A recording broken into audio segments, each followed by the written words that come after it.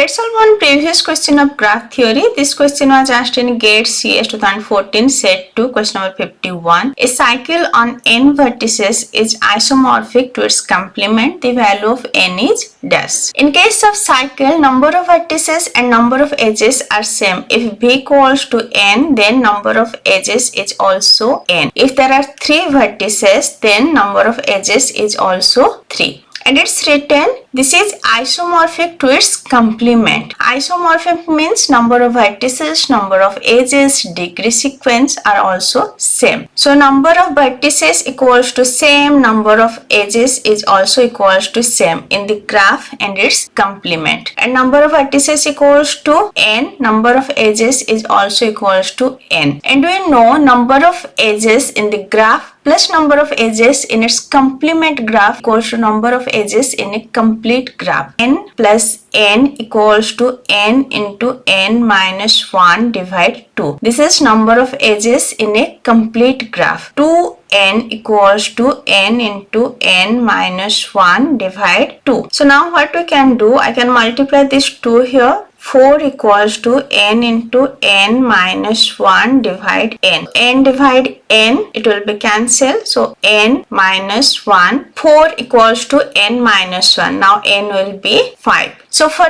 n equals to 5, the cycle on n vertices is isomorphic to its complement. Answer is 5. I already discussed isomorphic during graph theory lecture. Just go through the lecture, and if this lecture is helpful for you, please like, share and subscribe. Thank you.